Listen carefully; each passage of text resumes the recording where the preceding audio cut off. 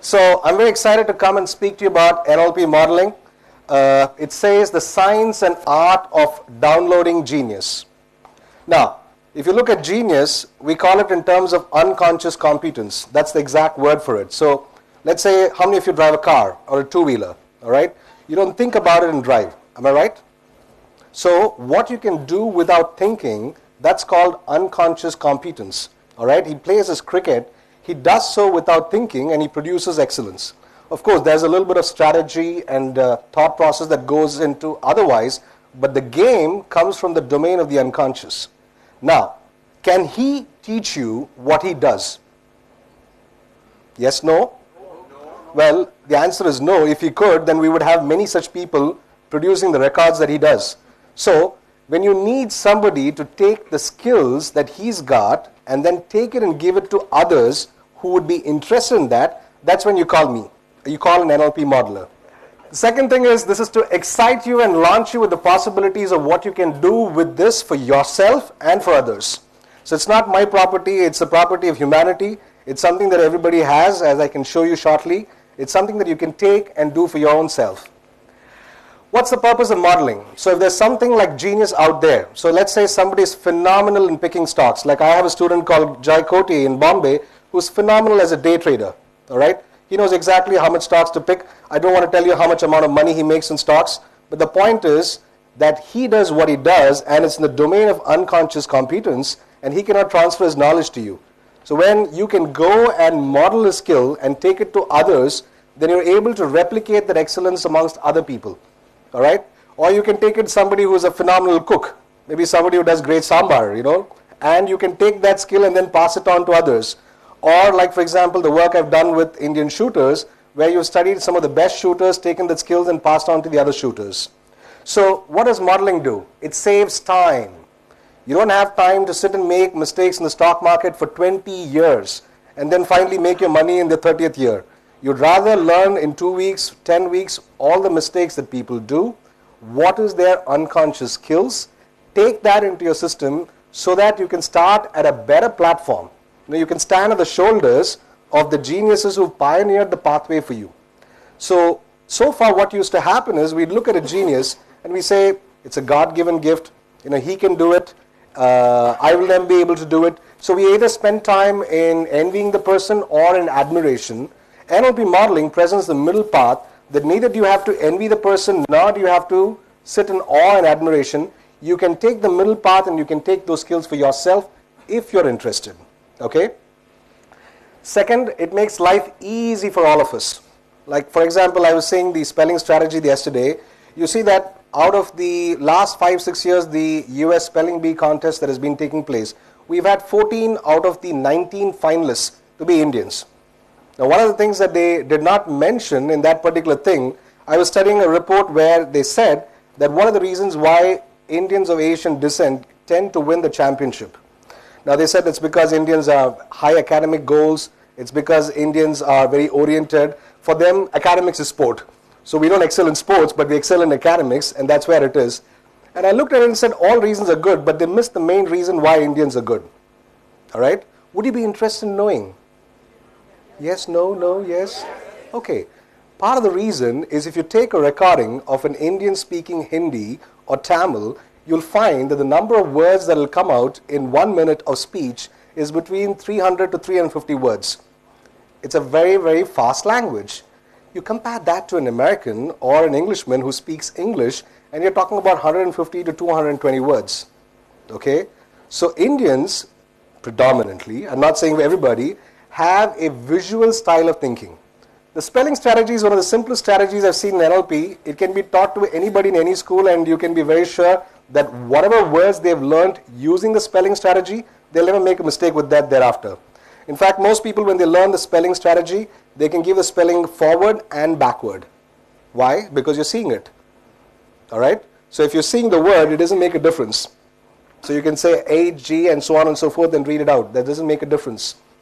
Second, this allows you to consistently duplicate excellence. You may be good at something. Let's say you go to the office, you're able to motivate your staff, your colleagues. Next day you have a bad day, you come, you're not able to duplicate the excellence that you're doing. But if you learn the skills, if you were to able to get the NLP modeling aspect then you will be able to consistently demonstrate that. So if you are good at studies, then you can consistently perform in your studies. The last part is that it's all about the growth of civilization. Civilization, as we know, is growing by learning. Our fundamental value on which the engine of civilization runs is on growth, and therefore this is about that. So what is NLP? Very briefly, neuro-linguistic programming. I don't want to get too much into the technical aspect. This is another problem. For that we'll make another TED Talk, another video, all right? But very quickly, 3 people, Bandler, Grinder, and Puslik, working in Santa Cruz, California, they got together and they started studying the patterns of 3 geniuses: Fritz Perls, Virginia Satir, Milton Erickson. Now, Fritz Perls is a very famous Gestalt therapist. If you went to him with the phobia, let's say of lizards, or you went with him with the phobia of elevators, he'd probably successfully get rid of it for you in 1 hour's time. Now at that time, in traditional psychiatry and traditional psychotherapy, the techniques available like cognitive restructuring or systematic desensitization is a minimum of 6 months to probably 5-6 years to get treated. So these guys were geniuses ahead of their time in their ability to make changes with human beings and help them get rid of their challenges, problems, addictions, phobias, compulsions, get over certain emotions, whatever you want to call it. So by studying these patterns, they made that available, and that became the first level of NLP that became available to people. How do you make changes in other people? How do you make fast changes in other people? Now, what then happened is, in the process of copying and downloading Fritz Perls, Virginia Satir, and Milton Erickson, they then realized that we now know how to copy a genius. And then they took that skill and they went like a madman, like really after whoever they could model. So they modeled salespeople to become great salespeople. They went after great teachers so that they could start becoming good teachers. They went after great public speakers so that they can take their ability and become good public speakers. And then you can transfer the skill to others. So it's been taken over by others. The founders are not anymore in the picture. There have been other people who have come and taken it to different levels altogether. So as successive generation, we are in the 4th generation of NLP development at this point of time. So the first generation is gone, 2nd, 3rd, 4th. If you look at what 4th generation can do, it's quite magical. Okay? So let's talk about the mind. First thing, the mind is a piece of fiction. I hope you know that. Do you all know that? There's no thing called the mind. All right? So if you were living and banking on that and you bet on that, you're betting on the wrong horse. According to scientists, all right, there is no thing called the mind because you don't have any empirical evidence to suggest where the mind is. You can't see, you can't hear, you can't feel, you can't taste, you can't touch the mind. But it's a brilliant piece of fiction, and many of us live our lives with that piece of fiction. Okay? Are we all clear it's fiction to start with? The second piece of fiction, which is very popular, is that you have 2 parts or a divide in this fictitious mind. One is called the conscious, another is called the unconscious. Have you heard of this piece of fiction also? Yes. That's also fiction, okay? Now, they say that the conscious mind is like an ice cube and a little bit of that is exposed above the water. That's equal to the conscious, and the one which is submerged is the subconscious. Again, fiction, but good fiction works well for us to understand. It's a model. We want to understand how things work. Now, what you do is you have to see that what is lying between your subconscious mind. By the way, I hope you know what the subconscious mind is. The people who created the fiction of the subconscious mind add to the fiction and say that the purpose of the subconscious mind is to help you survive. It monitors your body operations. So in order to ensure that all of these millions of processes that happen in our body, it's run by the unconscious mind. Tor Nordstranders, the Swedish scientists, use the illusion that 40 million bits per second is the processing capacity of the subconscious mind. Again, if it's fiction, we can add to the fiction. Okay? So in this fiction, what we do is we come and see what is it that we can do with the subconscious mind and get the information, give it to people. Well, modeling is what? It's about learning. You come to me and say, listen Krish, I can't understand maths for nuts. Can you help me? All right, good, I can. Now 2 ways in which I can help you. One is I can help you by doing modeling through me, or I can do modeling with me. Let me repeat it. Modeling through me and modeling with me. So modeling through me would mean that I'll say, okay, let me now go and study a genius. Let me pick a genius who knows maths well. Maybe somebody said differential and integral calculus. All right? They had some terrifying times. Now, I used to have terrifying times myself till I went to a model who did not find it terrifying. Okay? Now, I spent time with him and I picked that skill, picked the genius and downloaded that into my system. And now I am able to demonstrate that consistently. Then I have another set of tools that I can use. And with those tools, I can then decode and construct the model. Okay? It's like a recipe. So if you had a recipe to cook something like, say, pav bhaji, for example. Now, the point in the recipe is if you follow the recipe, you need to get pav bhaji and the end of it. Now, if you don't get that and you get something else, it's no longer called a recipe. Or it's something called a mismanaged recipe.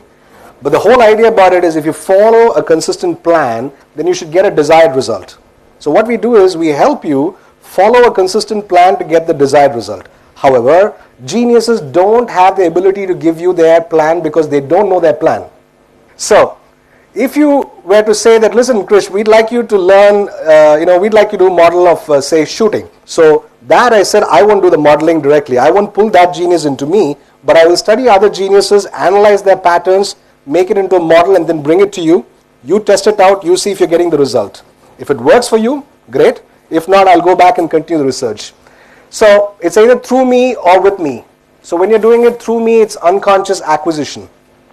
Let's go a little bit about unconscious acquisition. Are you all familiar with mirror neurons? Raise your hands if you're familiar with mirror neurons. One person. How many of you are not familiar with mirror neurons? Raise your hands. Now, there are a set of people who didn't raise their hands for both. You need some serious psychiatric treatment, okay? Either you know or you don't know, all right? Yeah. You have special neurons, absolutely.